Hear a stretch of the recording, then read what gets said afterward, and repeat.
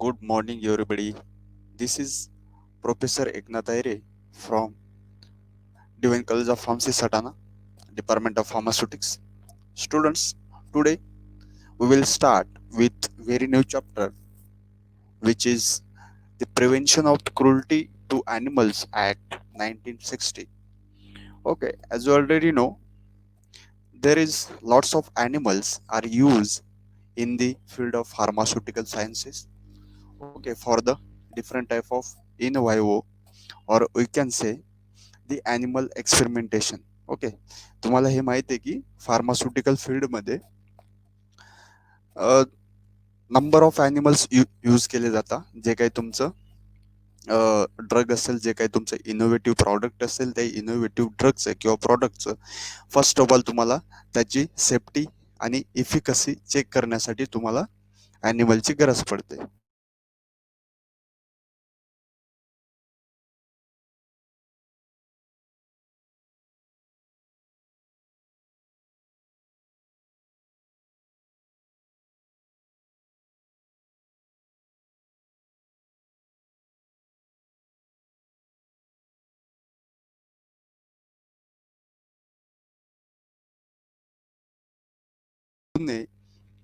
त्याच्यासाठी गव्हर्नमेंटने काही ऍक्ट या ठिकाणी इम्प्लिमेंट केलेत आणि ते ऍक्टच्या अंडर जे काही तुमचे डिफरंट टाईपचे ॲनिमल असतील ते ॲनिमलचं मॉनिटरिंग त्या ऍक्टच्या अंडर केलं जातं. ओके, सो आपण आज ह्या न्यू चॅप्टरला स्टार्ट करणार आहेत, ज्याच्यात की आपल्याला स्टडी करायचे जे काही ॲनिमल एक्सपेरिमेंटेशन केले जातात ते एक्सपेरिमेंटेशन मध्ये कोणती बॉडी त्या ठिकाणी ते पर्टिक्युलर ॲनिमलच्या रिलेटेड जे काही क्रुल्टीच्या रिलेटेड ऍक्ट असतील ते ऍक्ट रेग्युलेट करते आणि ते रेग्युलेट करण्याची गरज काय.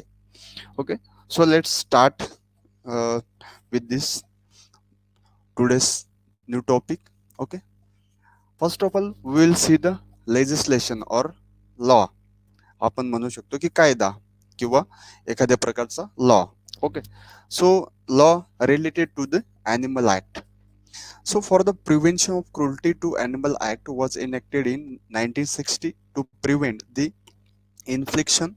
आता इन्फ्लिक्शन म्हणजे काय? इन्फ्लिक्शनचा अर्थ होतो त्या ठिकाणी हर्ट करणे किंवा इंज्युअर करणे. इन्फ्लिक्शन ऑफ अननेसेसरी पेन और suffering on animals and to amend the laws relating to it. तर ह्या लॉचा मेन पर्टिक्युलर जो काही एम होता तो असा होता की जे काही ॲनिमलला हर्टिंग केलं जातं डिफरंट टाईपच्या एक्सपेरिमेंटेशनमध्ये, त्या हर्टिंगला किंवा जे काही इन्फ्लिक्शन असेल त्याला कमी करण्याचं, जे काही क्रुल्टी असेल ते क्रुल्टीला प्रिव्हेंट करायचं ह्या ऍक्टचा मेन मोटिव्ह होता. किंवा जे काही याच्या आधी आलेले लॉ होते, डिफरंट टाईपचे रूल्स होते, त्या रूल्सला अमेंड करणं किंवा त्याला इम्प्रूव्ह करणं. Okay, it comes under the ministry of environment, forest and climate change. Okay, आणि हे जे काही तुमचं ऍक्ट किंवा लेजिस्लेशन येते ministry of environment, forest and climate चेंजच्या अंडर येतं. Okay, so here are the some name of ministers and related department, but we don't have to see regarding this. So let's move toward next slide. So why are there laws about the animals? Okay, so animalच्या विषयी law आणण्याची गरज का पडली किंवा काय एवढं important आहे हे लॉज इम्प्लिमेंटेशन करण्याची. So first reason is paradigm shift. जे काही मानसिकता आहे ती मानसिकता त्या ठिकाणी बदलणं गरजेचं आहे किंवा जे काही रिक्वायरमेंट आहे ते रिक्वायरमेंट त्या ठिकाणी बदललेली आहे. That's why we have to implement that particular laws related to animals. Then next is social responsibility. तर आपली सामाजिक जी काही भावना असते किंवा सामाजिक जी काही आपली जबाबदारी असते त्या जबाबदारीने किंवा त्या ठिकाणी जे काही आपलं सामाजिकपणा आहे त्या दृष्टीने आपल्याला जे काही ॲनिमल असतील त्या ॲनिमलला प्रोटेक्ट करणं गरजेचं आहे. त्याच्यामुळे आपल्याला हे ऍक्ट त्या ठिकाणी इम्प्लिमेंट करणं गरजेचं असणार आहे. Then harmony. Harmony means the all acts related to animals make them as a same level. Okay, किंवा जे काही ॲनिमलच्या रिलेटेड ऍक्ट असेल त्या ऍक्टला एका समांतर रेषेत आणणं किंवा एका समांतर लेव्हलला एका आपण त्याला म्हणू शकतो की स्मूथपणे त्याला त्या ठिकाणी चालण्यासाठी, त्या ऍक्टला इम्प्लिमेंट होण्यासाठी त्याला आपण या ठिकाणी इम्प्लिमेंट करणं गरजेचं आहे. किंवा जे काही ॲनिमलचं एक्सपेरिमेंटेशन आहे किंवा ॲनिमलच्या रिलेटेड जे काही एक्सपेरिमेंट त्या ठिकाणी परफॉर्म केले जाणार आहेत फार्मास्युटिकल फील्डमध्ये, तर त्या सर्व प्रकारच्या प्रोसेसला स्मूथ करणे हे ऍक्टचा त्या ठिकाणी इम्प्लिमेंट करण्याचा मेन हेतू होता. Okay. Then here are the some research institutes related to the animals based in the India. तर या ठिकाणी रिसर्च इन्स्टिट्यूट आहेत सेंट्रल गव्हर्नमेंटच्या, ज्या की आपल्या होल पार्ट ऑफ इंडियामध्ये लोकेटेड आहेत. So let's see. First of all, Indian veterinary research institute which is located in Bareilly, UP.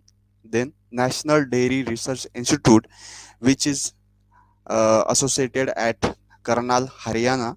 Then Central Marine Fisheries Research Institute, which is located at Kochi, Kerala.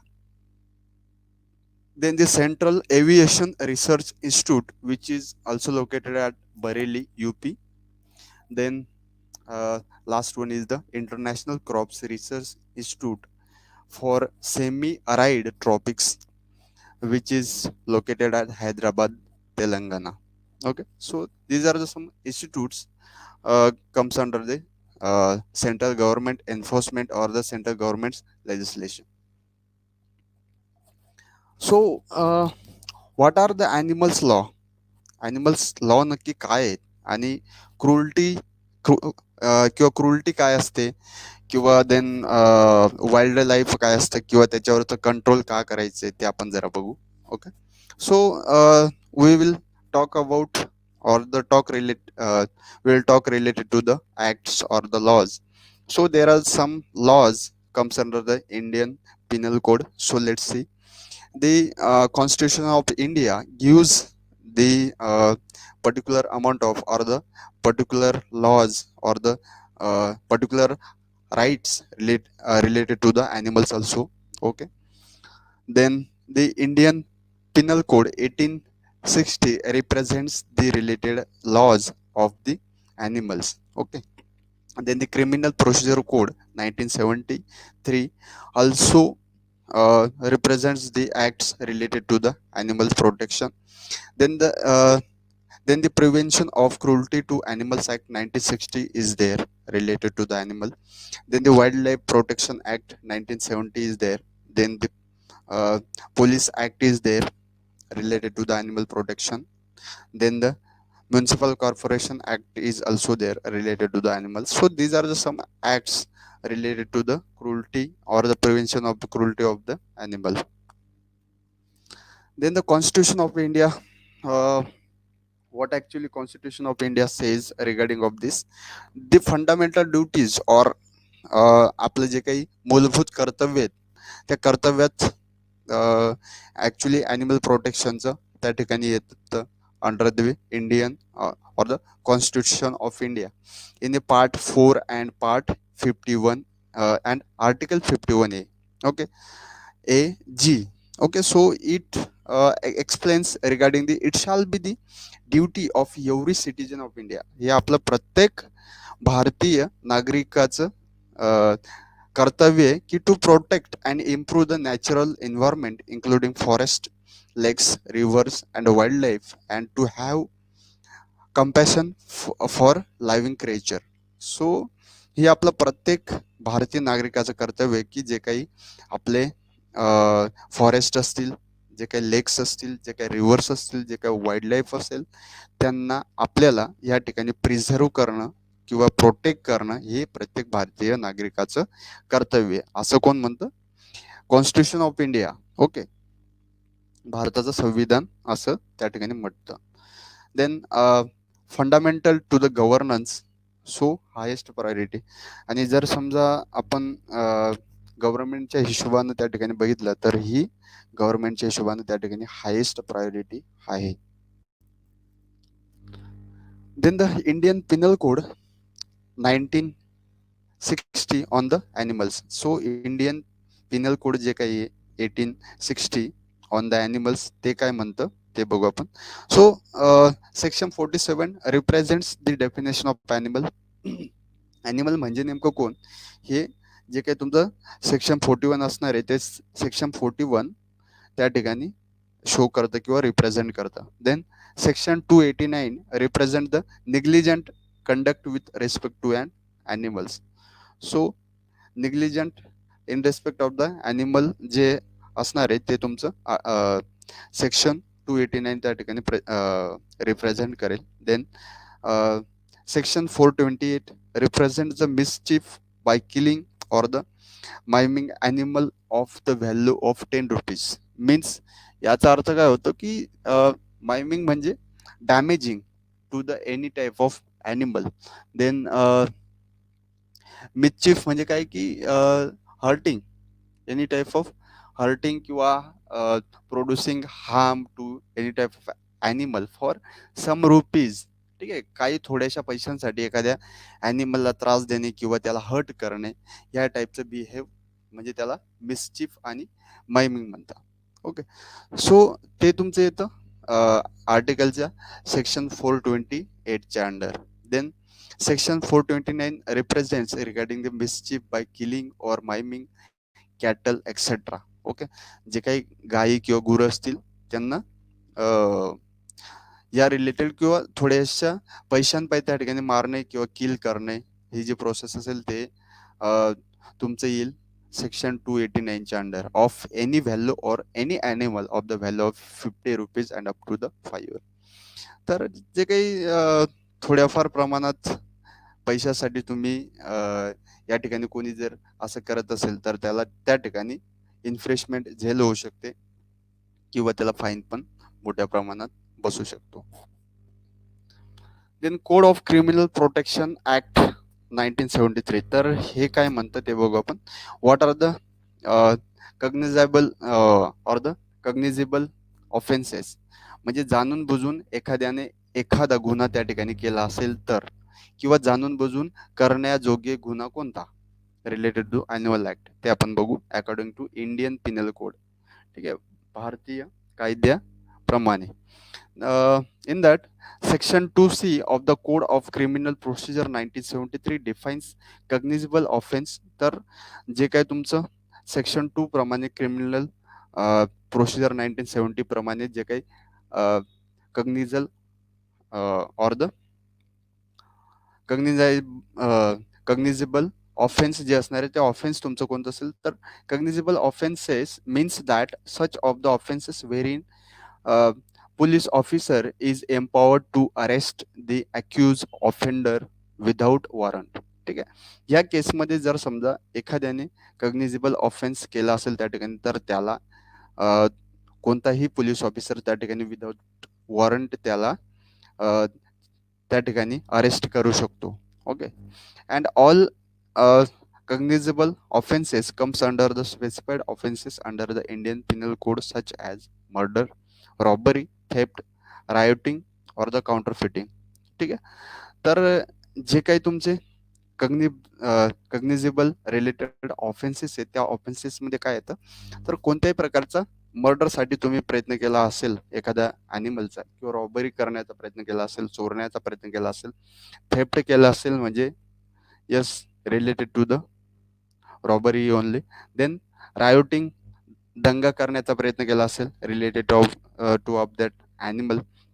Then counterfeiting करण्याचा प्रयत्न केला असेल म्हणजे fake एखादं काहीतरी create करण्याचा, किंवा एखादी फेक न्यूज, फेक काहीतरी document related of that animal create करण्याचा प्रयत्न केला असेल तर अशा प्रकारचे जे काही तुमचे ऑफेन्सेस असतात ते ऑफेन्सेस हे कग्निझेबल ऑफेन्सेसच्या अंडर त्या ठिकाणी येतात.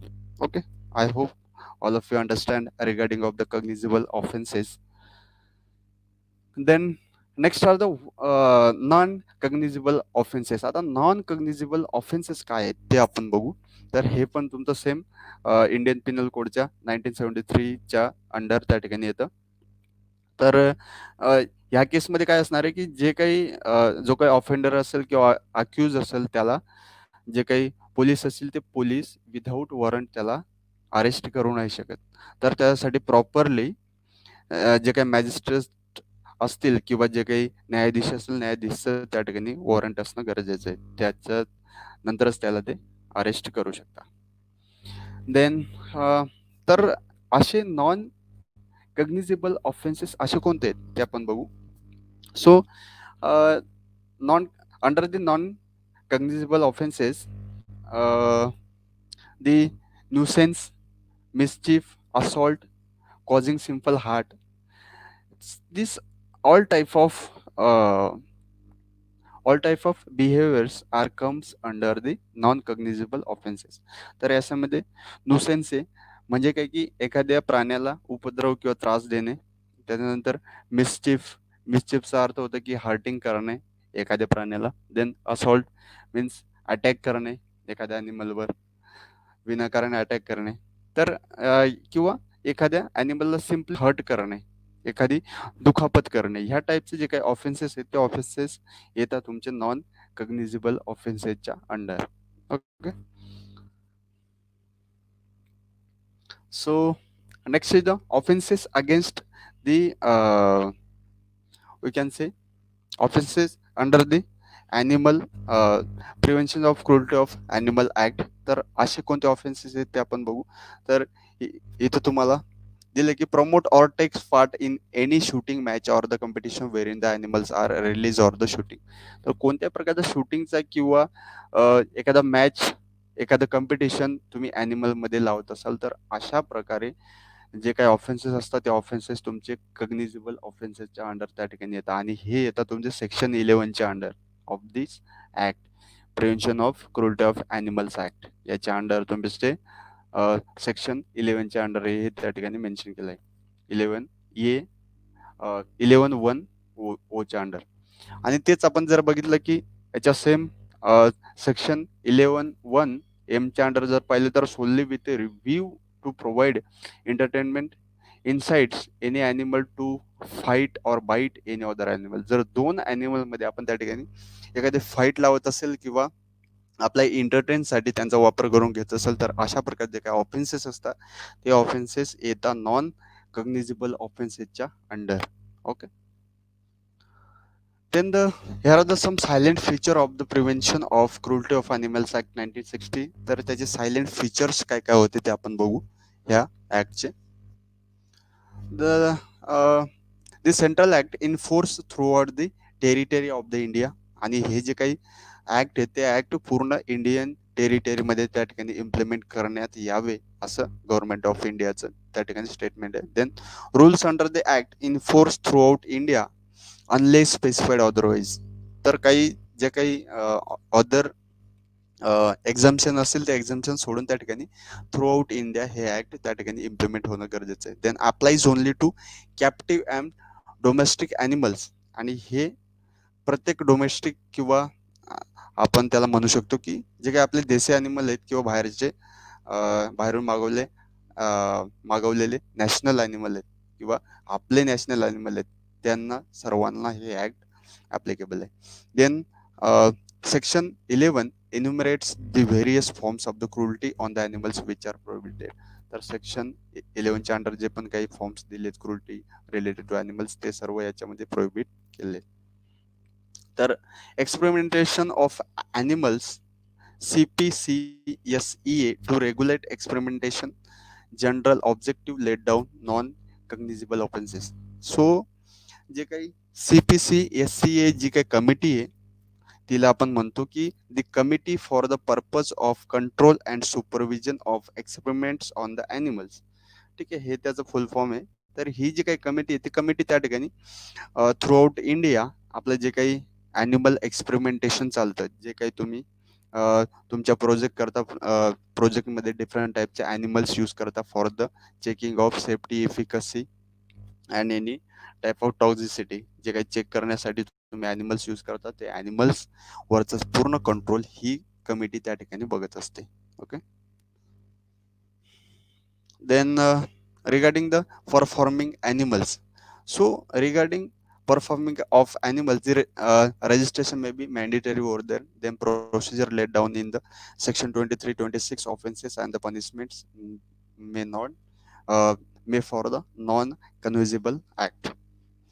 सो हे जे काही एखाद्या ॲनिमल तुम्हाला एखाद्या ठिकाणी परफॉर्मन्स करून घ्यायचं असेल तर त्या ठिकाणी तुमच्याकडे त्याचं रजिस्ट्रेशन मॅन्डेटरी असणं गरजेचं आहे त्या पर्टिक्युलर कमिटीचं. आणि अशा केसमध्ये तुम्हाला सेक्शन 23 आणि 26 मध्ये जे काही ऑफेन्सेस रिलेटेड किंवा जे काही प्रोसिजर दिले आहेत किंवा ऑफेन्सेस आणि पनिशमेंट दिले आहेत त्या व्यवस्थित रीड करणं गरजेचं आहे आणि त्याच्याप्रमाणे ऍक्ट करणं गरजेचं आहे की जेणेकरून आपल्याकडनं कोणत्याही प्रकारचा ऑफेन्स त्या ठिकाणी होणार नाही. Then phooka or the doom dev includes any process of the introducing air or any substance in the female organ of a milch animal with the object of drawing of milk. तर कोणत्याही प्रकारचं आता काही ठिकाणी केलं जातं की डिफरंट टाईपचे थेरपीज ॲनिमलला दिले जातात जे की ॲनिमल दूध देणारे ॲनिमल असतात किंवा जे काही मिल्क प्रोड्युसिंग ॲनिमल्स आहेत त्या ॲनिमल्समध्ये त्या ॲनिमलने जास्त प्रमाणात मिल्क द्यावे म्हणून डिफरंट टाईपचे त्या ठिकाणी थेरपीज केले जातात किंवा डिफरंट टाईपचे ड्रग्स त्यांना दिले जातात. तर कोणत्याही प्रकारचं फुका किंवा धूमदेव सारखं कोणत्याही प्रकारचं त्या ठिकाणी एअर आता फुका आणि धूमदेव हे काय आहे तर ही एक प्रकारची प्रोसिजर आहे ज्या प्रोसिजरमध्ये जी काही एअर असेल किंवा ज्याला का आपण धूर म्हणतो तो धूर त्या ठिकाणी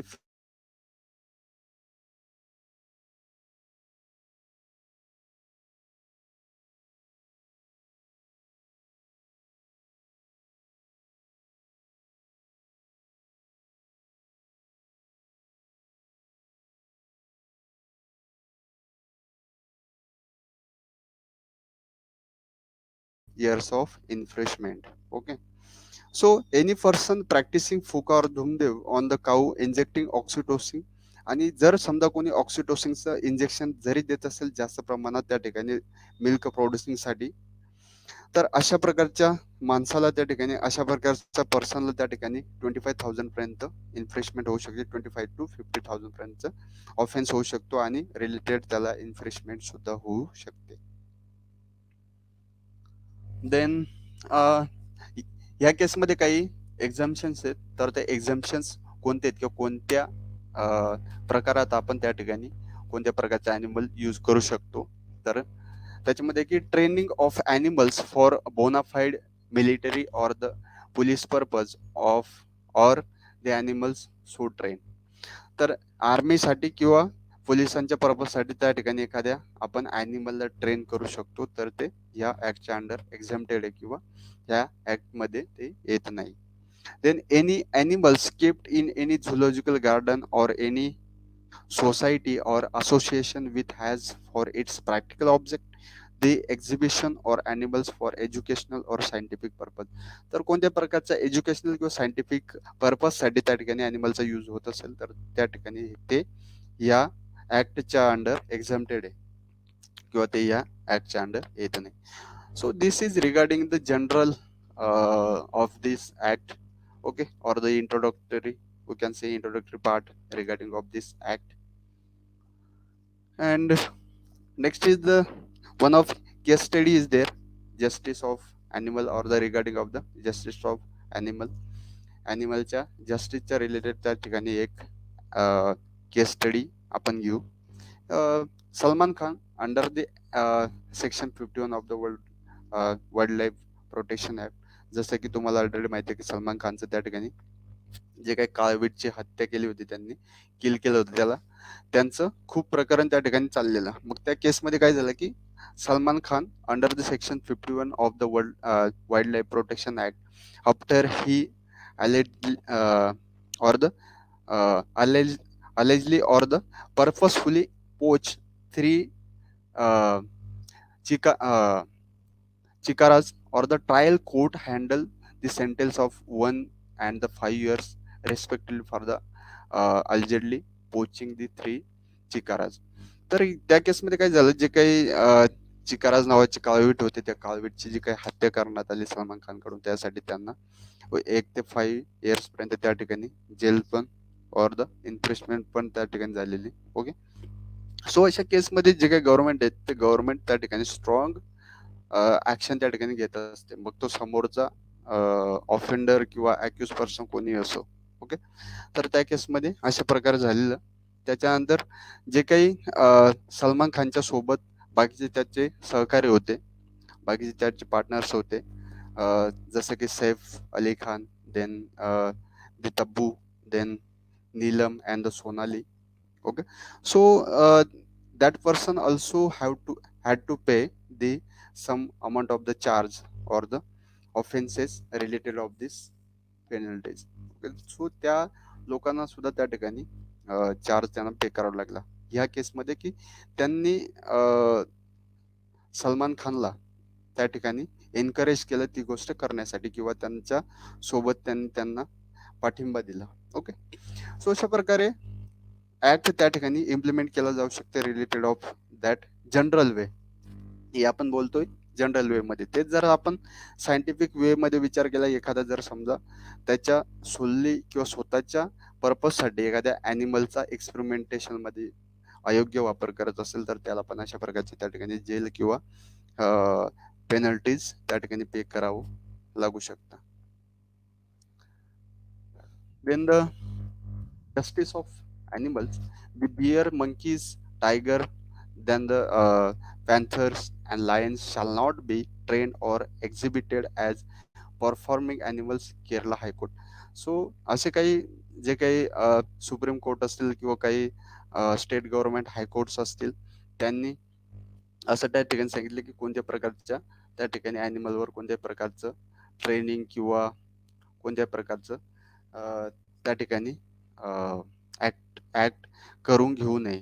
ओके, आणि असं जर केलं किंवा एखाद्या टाईपमध्ये जर तुम्ही एखाद्या ॲनिमल सोबत त्या ठिकाणी कॉम्पिटिशन लावत असाल, तर अशा प्रकारचं त्या ठिकाणी गुन्हा आहे, असं सुप्रीम कोर्टने पण खूपदा त्या ठिकाणी सांगितलेले आहे. आणि हे ऑलरेडी आपल्या जे काही इंडियन पिनल कोड आहे त्याच्यामध्ये त्या ठिकाणी तुम्हाला सापडेल. Okay, so these are the some facts related of the cruelty of the animal, and then you can uh, set your mind why we have to uh, or why there is a need to take in force of this act, uh, which is known as the Prevention of Cruelty of Animals Act. Okay, so आपण इथं असं predict करू शकतो की का ह्या ऍक्टला implement करण्याची एवढी गरज आहे आपल्या देशात.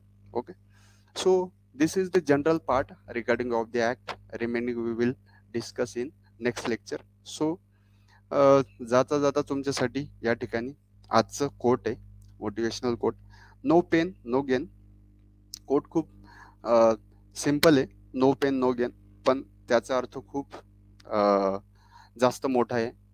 जसं की तुम्ही कोणत्याही प्रकारचं पेन आल्याशिवाय किंवा तुम्ही कोणत्याही प्रकारचं दुःख सोसल्याशिवाय किंवा मेहनत घेतल्याशिवाय तुम्हाला त्या ठिकाणी कोणत्याही प्रकारचं सक्सेस त्या ठिकाणी भेटणार नाही.